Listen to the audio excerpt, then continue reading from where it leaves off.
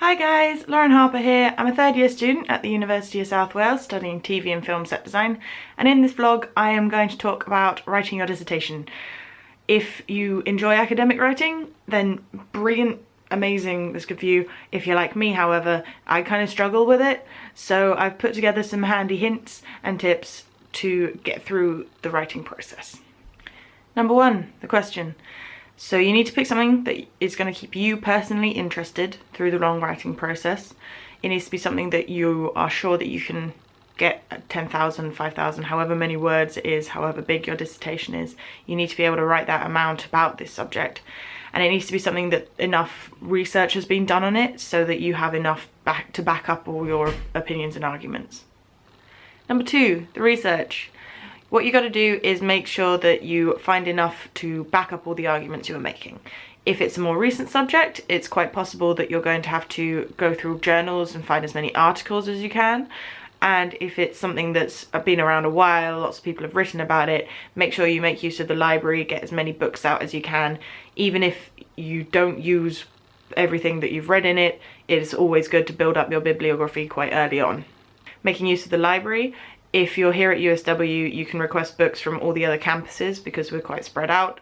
If you go on your Uni Life page, you can request it to come to your nearest library on your campus, and then you can pick it up when you get an email from them.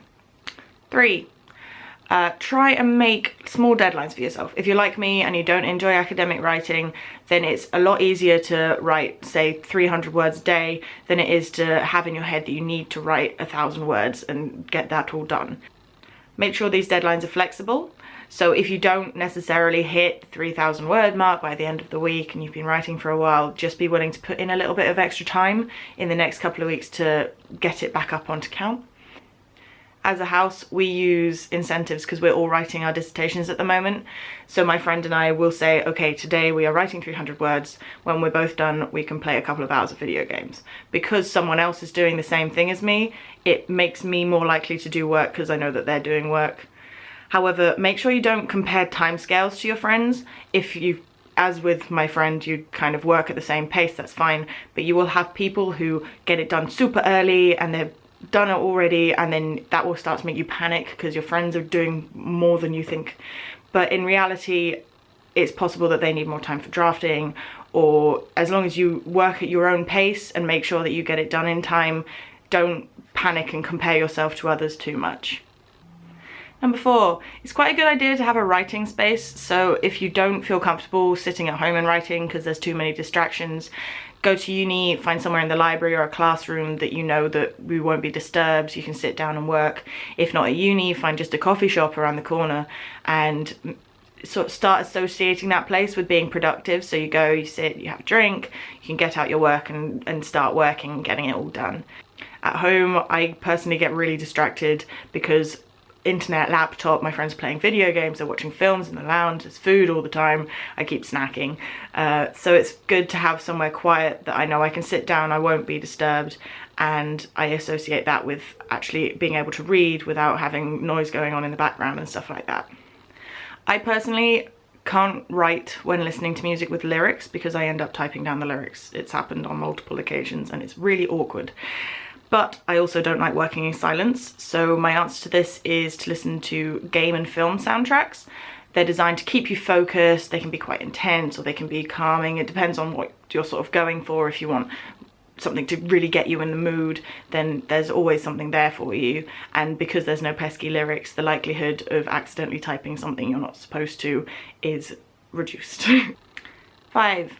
Make use of your supervisor. They are there to help you. Make sure that when you go to talk to them, you've got questions about what you need to be writing, what you need to do.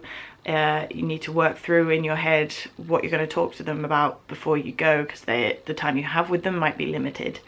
If you find that the way you work isn't compatible with the supervisor you've been given and you're really struggling to get along, it is possible to ask to change, because you need to be able to focus on your own work, and if you can't do that with the person you're currently working with, it might be better just to swap and go with another supervisor.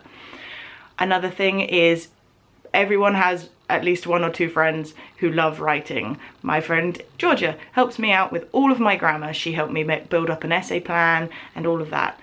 So ask your friends to go through your writing, because they will pick up on spelling mistakes and grammar mistakes that you might not if you're sat in front of your computer staring at this paper all day. Everything kind of blurs into one and you miss little mistakes. There will come a time when you actually start to doubt your work. You might want to start from scratch. You might even want to change your subject. Unless the supervisor tells you to do that, don't. It will make you more stressed. You'll have more research to do. You will have even less time than you already did. Everyone has these doubts. It's fine. You just got to power through and work through them. 6. Make sure you get your dissertation done with enough time to print and bind it.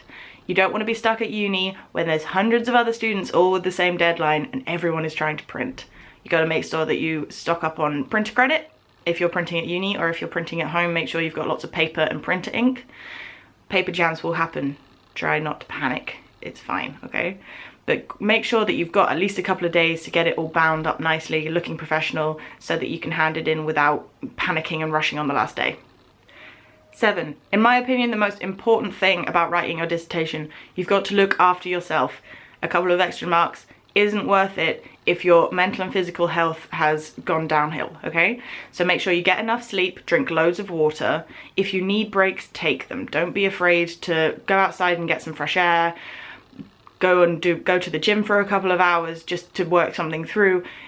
I find I work better if I go away from my work, come back and have a look, reread of it, and I will pick up on things that I missed beforehand.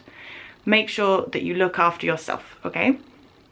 Best of luck with all your dissertations. If you've had your deadline already, I'm sure you did amazing. And if you are still currently working through it, good luck, you've got this, okay?